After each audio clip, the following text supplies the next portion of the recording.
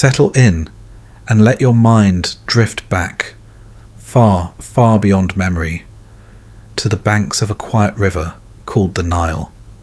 Long before clocks, before kingdoms, before the idea of time itself, people here began to listen to the rhythm of the floods and call it life.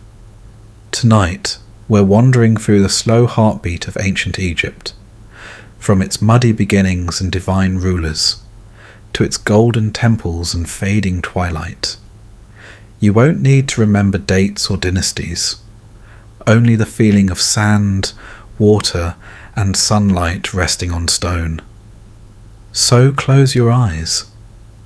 Breathe like the river. And as the story begins, let Egypt unfold calmly, endlessly, beneath the soft glow of history's eternal sun.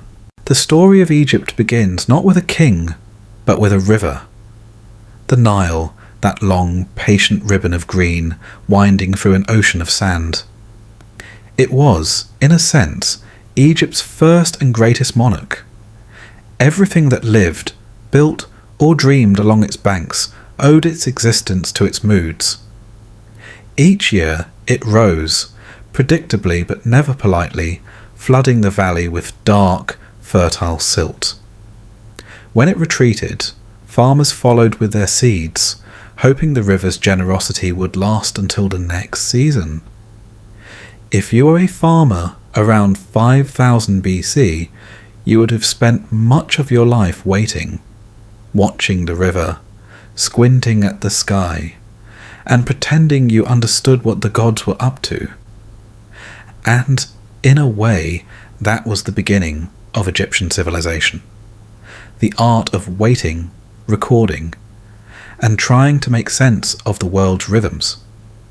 It was a skill that would carry them for more than 3,000 years. Long before there were pyramids, before even the first stone city, Egypt was a patchwork of little farming villages.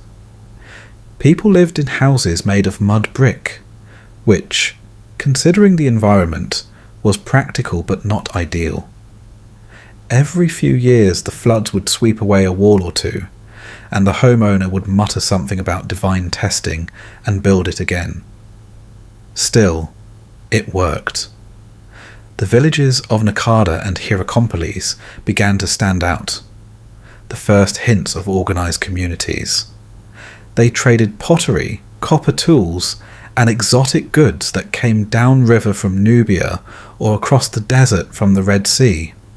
By about 3100 BC, these little kingdoms began to merge under a ruler named Narmer, or Menes, depending on which ancient scribe you ask. Historical accuracy was not a strong Egyptian virtue. After all, when you believed you'd live forever, a little inconsistency seemed harmless. Narmer is remembered for doing something rather remarkable, uniting Upper and Lower Egypt. He wore 2 crowns, one white, one red, which together looked splendid, though possibly a bit heavy in the summer heat. With this union, Egypt became one of the first centralized states in history. The pharaoh wasn't just a political leader, he was divine. To disobey him was not merely treason. It was, in theory, bad theology. Now, one mustn't imagine Egypt suddenly bursting into marble temples and golden tombs overnight. It started slowly, with scribes and surveyors. The Egyptians were practical people. Before you could build anything enormous, you needed to count things, measure fields, and keep track of taxes. Thus, writing was born, or at least formalized, as hieroglyphs. Beautiful little pictures that at first glance looked like decoration, but were in fact early accounting. 3 baskets of grain from the East Field, for example, the world's first paperwork, or, as some might call it, civilization's original insomnia cure. Alongside these pragmatic developments, Egyptian religion blossomed like the papyrus on the riverbank. The earliest myths spoke of a time before creation, when the universe was nothing but swirling water, Nun, the primordial chaos. From this endless flood rose a mound of land, and upon it stood the god Atum, who, finding himself alone, coughed, sneezed, or otherwise produced the next generation of gods. Accounts differ, depending on how polite the priest wished to be. These gods, Shu, Tefnut, Geb, Nut, each represented elements of the world: air, moisture, earth, and sky. The Egyptians, unlike later civilizations, never felt the need to tidy up their theology. The more gods, the merrier. Life was complicated. Why shouldn't heaven be? Everyday life along the Nile moved with the rhythm of the seasons. Flood, growth, harvest, drought. Fishermen cast nets from small reed boats. Women ground grain on flat stones, their arms dusted with flour. Children herded geese and goats. Priests observed the stars from the temple roofs, marking the heliacal rising of Sirius, which foretold the flood. There were festivals, many of them in fact, because if you must live surrounded by sand and crocodiles, you may as well dance occasionally. One of the most important ideas to emerge from this period was Ma'at, the principle of balance, harmony, and truth. To the Egyptians, Ma'at wasn't just a moral guideline, it was the glue holding the cosmos together. The pharaoh's main duty was to maintain Ma'at on earth, ensuring the Nile flowed, the sun rose, and people paid their taxes, preferably in that order.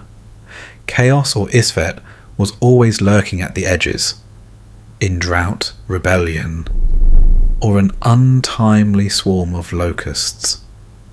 Civilization was, in their eyes, a delicate negotiation between order and the wild desert.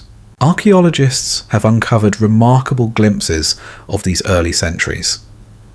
Simple tombs filled with pottery, tools, and little figurines known as shabti, meant to serve their owners in the afterlife, which, for the record, was expected to be a very busy eternity.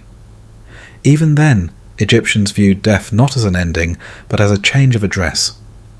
One continued much as before, farming, feasting, occasionally writing letters home via priestly offerings. It was comforting, if somewhat repetitive. As society grew more organised, so did religion. Local gods became national ones. Horus, the falcon-headed god of kingship, soared above all others. He was said to embody the living pharaoh, while his eternal rival Seth represented chaos and disorder. Every generation, Egypt's rulers reenacted this divine struggle, not with feathers and lightning, but through politics, wars, and the occasional well-timed festival. In a sense, it was history repeating itself with excellent costume design. Meanwhile, in the north, cities like Memphis began to rise. Situated at the strategic meeting of Upper and Lower Egypt, Memphis became the first capital, a bustling administrative hub of scribes, merchants, and priests who likely spent much of their time trying to find shade. Temples were built from mud and wood, for stone was still a luxury reserved for tombs. The earliest pyramids, too, were modest affairs, stepped mounds that looked more experimental than eternal. Yet, from these beginnings would come the grand designs of later dynasties. It's easy, from a modern pillow's comfort, to imagine these ancient people as distant or strange. But the more you read their letters and carvings, the more familiar they become. They worried about rent, about flooding, about ungrateful children. They prayed for good harvests and decent sleep, both of which were, in the desert, unpredictable blessings. One suspects that the nightly sound of frogs and crickets beside the Nile must have lulled many an ancient Egyptian to the same sort of drowsy peace you might feel now. By the end of the early dynastic period, Egypt had transformed from a scattering of villages into a unified kingdom ruled by divine kings, guided by priests, and held together by the river's steady breath. The stage was set for the grand chapters to come, for pyramids that would outlast empires, for gods that would rule the imagination of the Mediterranean, and for the quiet, enduring idea that life and death were merely two sides of the same well-carved stone. The Nile would continue to flood. Farmers would continue to wait. And somewhere, under the vast stars of North Africa, the first architects were already sketching on limestone slabs, dreaming of monuments so large they would confuse tourists for the next 5,000 years. And that, in the patient hush of night, is where Egypt truly began. Not with conquest or empire, but with rhythm, faith, and the endless murmuring river that carried both grain and gods to eternity. By the time the Old Kingdom began, Egypt had found its rhythm, a kingdom of stone, sunlight, and order. The Nile flowed, the crops grew, and the gods, it seemed, were quite pleased. So pleased, in fact, that they allowed humans to build things taller than sensible architecture normally allows. The Egyptians, being ambitious and fond of geometry, took this as a divine challenge, and so began the Age of Pyramids. It started modestly enough with King Djoser, around 2650 BC. His architect, a man named Imhotep, later worshipped as a god of wisdom and medicine, had a rather clever idea. Instead of building one mud brick mastaba tomb, he decided to stack several of them on top of each other. The result was the step pyramid at Saqqara, 6 stone layers rising toward the sky like a stairway for the soul. Imhotep, one imagines, must have been quite proud. He had invented both the skyscraper and the world's most complicated way to bury someone. Future pharaohs were not about to be outdone. If one pyramid impressed the gods, surely a larger one would get their full attention. By the time we reached the 4th dynasty, ambition had reached limestone fever. King Sneferu built not 1, not 2, but 3 pyramids, experimenting like an ancient civil engineer.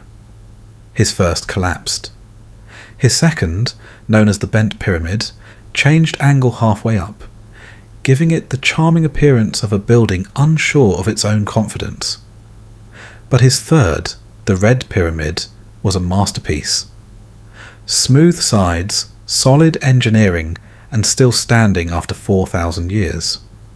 A triumph of perseverance, and no doubt a great deal of shouting at labourers. Then came Khufu, known to the Greeks as Cheops, who decided that moderation was for mortals. His Great Pyramid at Giza remains one of the wonders of the world. Over 2 million blocks of stone, each weighing several tons, aligned with astonishing precision to the stars. How they managed it is still a matter of debate, ranging from ramps and levers to, occasionally, theories involving aliens, which, frankly, underestimate ancient Egyptian project management.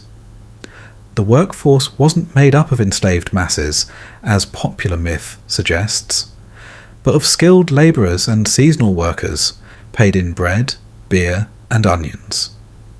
Not the sort of salary to make one wealthy, but certainly enough to make one cheerful.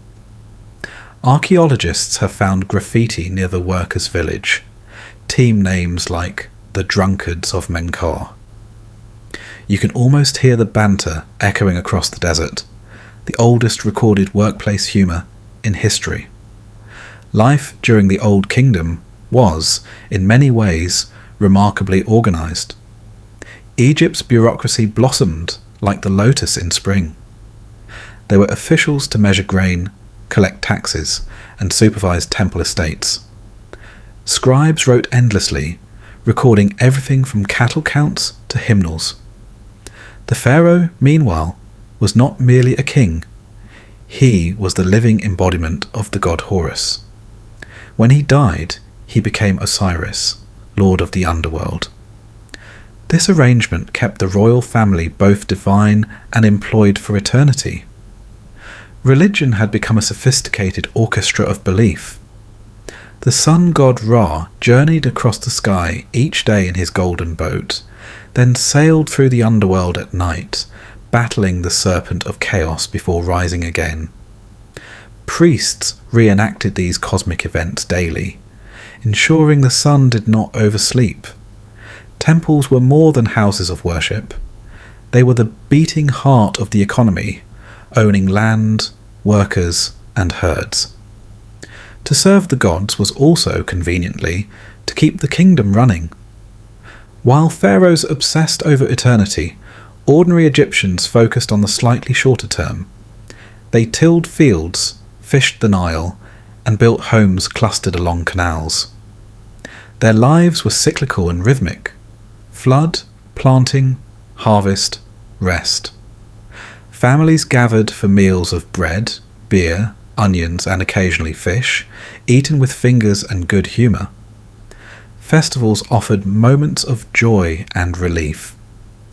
During the festival of drunkenness, a respectable religious occasion, mind you, Egyptians honoured the goddess Hathor by, drinking heavily. One might say piety and pleasure were conveniently compatible. But for all its golden calm, the old kingdom was fragile. It relied on steady floods and steady leadership, neither of which were guaranteed. Eventually, famine and political strain fractured the unity of the land. The pyramids still gleamed in the sun, but the system that built them began to falter. Local governors grew powerful, temples amassed wealth, and the central government, like a tired scribe, lost control of the ink.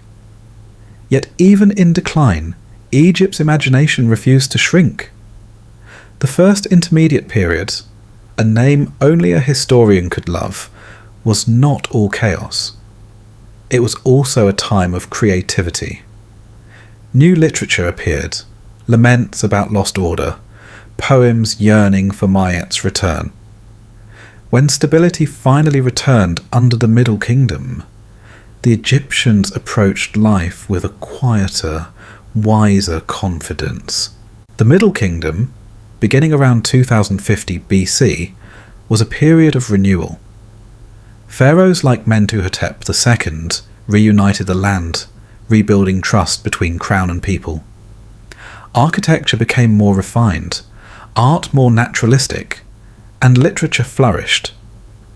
Stories like The Tale of the Shipwrecked Sailor and The Story of Sinuf gave us some of the earliest works of world fiction, though admittedly without any dragons.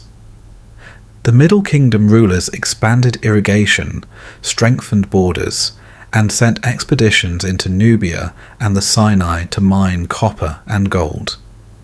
Temples and tombs grew more elaborate but less ostentatious than before.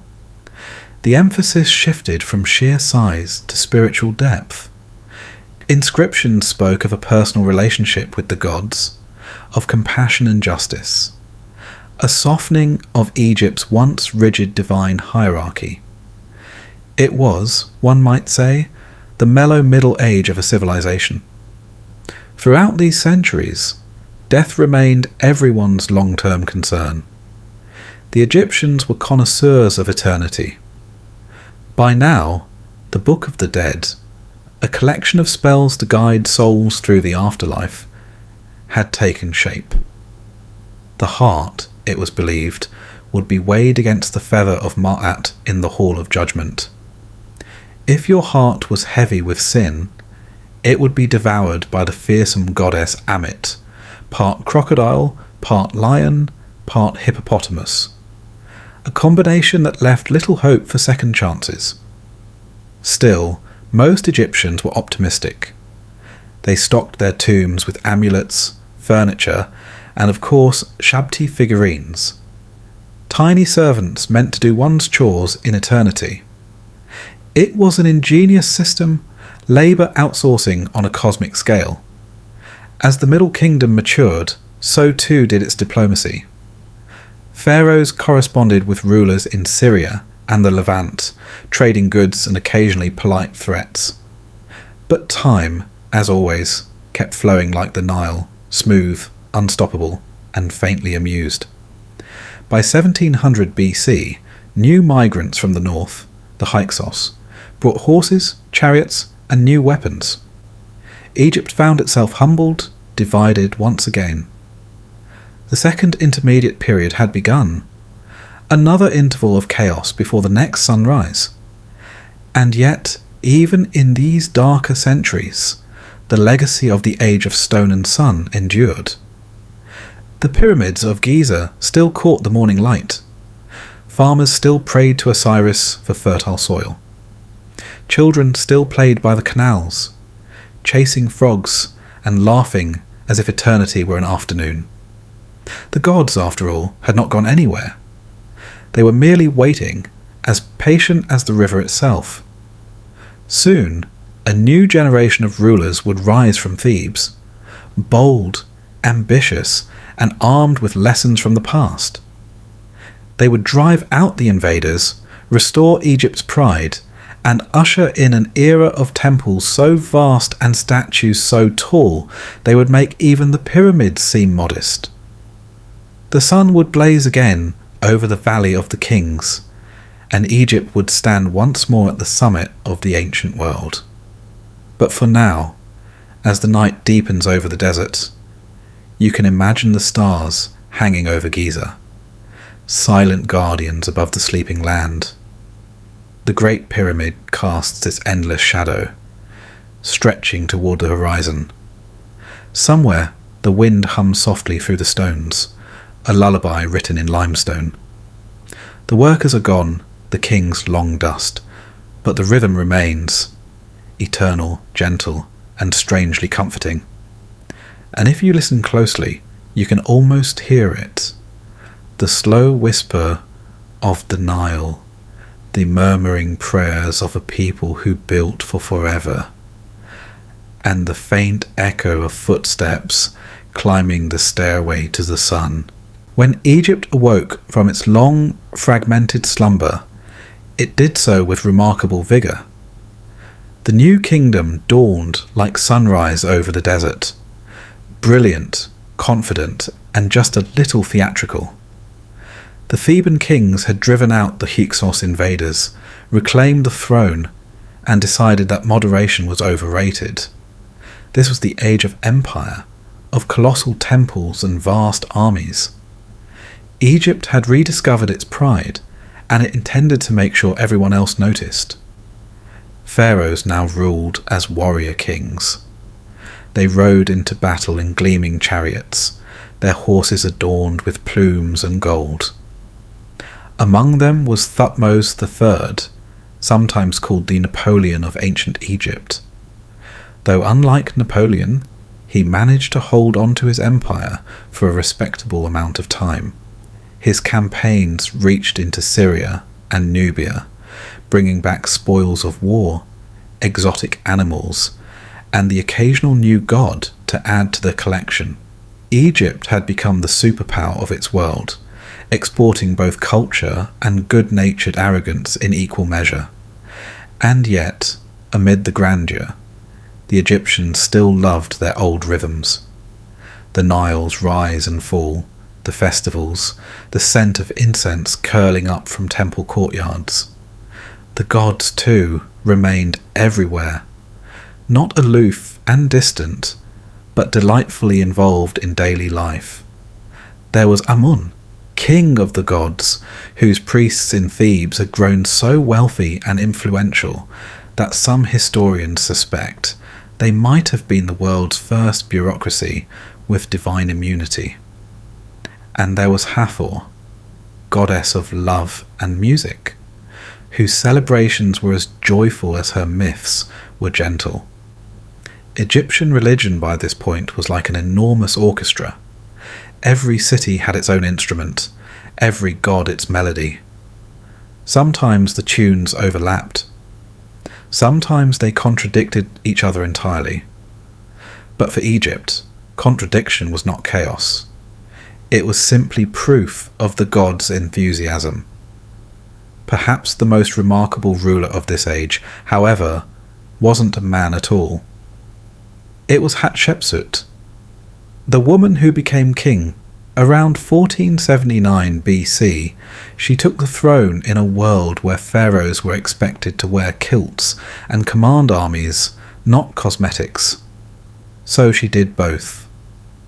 She ruled wisely and peacefully, expanded trade routes to the mysterious land of Punt, and commissioned one of Egypt's most elegant monuments, her mortuary temple at Deir el-Bahri, all terraces and symmetry, glowing pale in the desert sun. She also had herself depicted wearing the royal beard, a thoughtful nod to tradition, and perhaps an early example of dress code compliance. After her death, later kings tried to erase her name from history. They chiselled it from walls, smashed statues, and reattributed her accomplishments. But in the end, their efforts merely ensured that modern archaeologists would talk about her forever. Egypt, as always, had a way of granting immortality to the very things it tried to bury. Then came Akhenaten, a king so unusual that even his statues look surprised. Around 1350 BC, he introduced what might be called history's first recorded attempt at monotheism. He abandoned the old gods and devoted himself entirely to Aten, the sun disk. In his new capital, Amarna, art changed dramatically. Faces softened, bodies elongated. Family scenes appeared tender and human. For a brief, golden decade, Egypt's religion became less rigid, more intimate. But not everyone was thrilled. The priests of Amun, who, you may recall, had a considerable amount of influence and real estate, were not keen on being made redundant. After Akhenaten's death, the old gods returned with a vengeance. His son, the young Tutankhaten, wisely changed his name to Tutankhamun and restored the temples. His reign was short and largely uneventful, but his tomb, discovered in 1922, would become the most famous archaeological find in history. Ironically, a boy king who accomplished very little in life became the eternal face of Egypt in death. The gods, one suspects, were quietly amused. Then came Ramses II, Ramses the Great, who ruled for 66 years and seemed determined to leave his name on every available wall. He built temples at Abu Simbel, monuments at Luxor, and statues of himself so large that later generations assumed there must have been several Ramses involved. He fought the Hittites at Kadesh, signed one of the earliest known peace treaties, and fathered more than 100 children. One imagines family dinners were complicated. Under Ramses, Egypt reached its final peak of power and splendour. But even greatness has a way of tiring itself out. After his reign, the empire began to fray at the edges. The treasury thinned. Invaders from the sea and the desert pressed in. The gods, once depicted with radiant certainty, now looked wearier in temple carvings, as if they too sensed the coming twilight. In time, Egypt fell under foreign influence. Libyans, Nubians, and Persians ruled in succession, each adapting Egyptian customs, each blending their gods with the local pantheon. It was a curious kind of continuity. The conquerors always became slightly Egyptian themselves. The culture was too ancient, too confident to be erased. Even when Alexander the Great arrived in 332 BC, the Egyptians welcomed him as a liberator rather than a foreigner. He, naturally, styled himself as pharaoh. His successor, Ptolemy, founded a Greek dynasty that would rule for nearly 3 centuries. Under the Ptolemies, Egypt entered its final fascinating chapter, a blend of Greek intellect and Egyptian ritual. Alexandria became the jewel of the Mediterranean, home to the Great Library, the Lighthouse, and a cosmopolitan society of scholars, merchants, and priests. Here, the old gods met the new philosophies. Hieroglyphs shared space with Greek inscriptions, and the wisdom of the Nile mingled with the logic of Athens. It was, in many ways, Egypt's second golden age, bright, refined, and deeply self-aware. And then, of course, there was Cleopatra, the last pharaoh, the last voice of a dynasty that began with Alexander's generals and ended in a Roman tragedy. She was brilliant, multilingual, politically astute, and determined to preserve Egypt's independence. Her alliances and romances with Julius Caesar and Mark Antony have been told endlessly, though the real story is far more intricate. She ruled a divided world with poise, charm, and the occasional theatrical flourish. Her death, by her own hand in 30 BC, marked not just the fall of a queen, but the end of an age. Egypt became a province of Rome, ancient, conquered, yet strangely eternal. But Egypt did not vanish. It simply changed shape, as it always had. Its temples were repurposed, its gods renamed, its symbols absorbed into new faiths. The Ankh became the cross. Isis's image softened into that of Mary. The wisdom of Thoth lingered in the scrolls of philosophers. The Nile kept flowing, indifferent to empires. And the pyramids, those patient triangles of stone, continued to watch the horizon as they had since the beginning. To the Egyptians, death was never an end.